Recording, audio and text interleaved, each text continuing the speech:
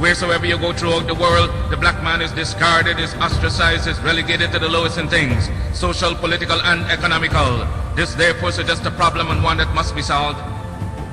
We in this section of the world are not entirely free from this unkind, unsympathetic, and uncharitable behavior of the groups or races around us. But since man has been placed on his own responsibility, whether he be black, white, or yellow, he must act on his own account. We will not unduly whine or complain, but reason among ourselves and see what can be done to remedy this state of affairs.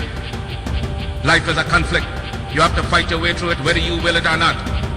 Those of us who are able to fight most stubbornly live, accomplish most, and to them go the laurels, the palms, and triumph of our civilization and world.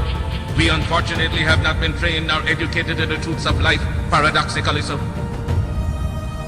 May I say something to you to give you a true knowledge of yourself and life, so that the same glory and success attained by other men who understand themselves may be yours. Man in the full knowledge of himself is a superb and supreme creature of creation. When man becomes possessor of the knowledge of himself, he becomes master of his environment, the captain of his own ship, the director of his own destiny, the accomplisher of his own ends. Man should understand himself because man is full of knowledge, and this knowledge is a gift of nature.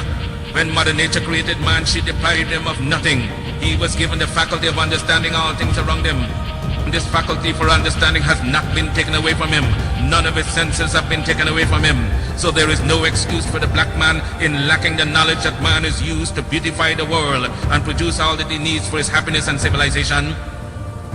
Look the world over, and whatever you see in it that is pleasing to man, contributing to man's comfort, to his needs and to his satisfaction, it is but the work of man. Man blessed with the knowledge of himself and the understanding of all things around him.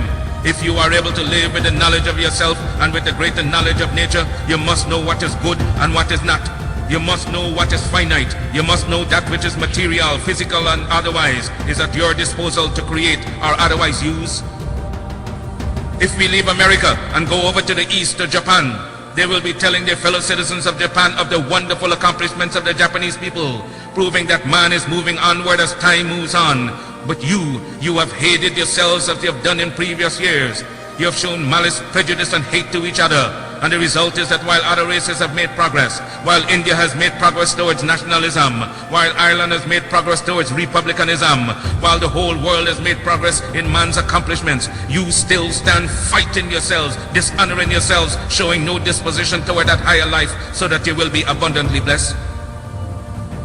So reflect and think that you were created for some purpose other than exhibiting malice toward your neighbor or fellow men of your own race. What a pity it is that we cannot stand united without a written law.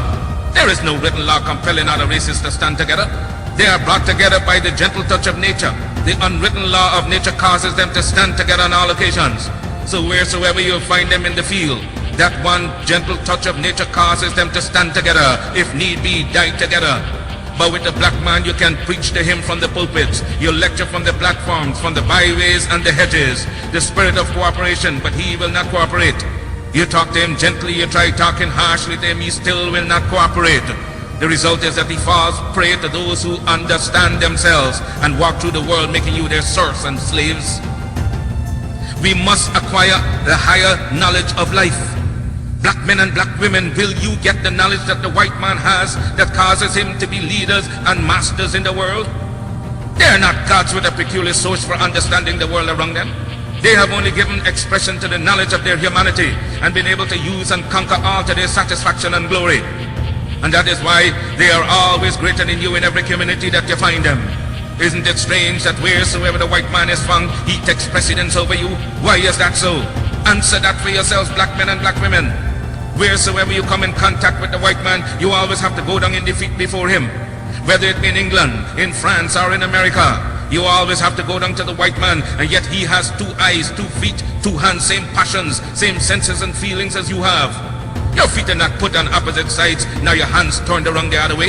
But it's because you fail to use your will, your knowledge, and your mental faculty to the point where you will enjoy life around you.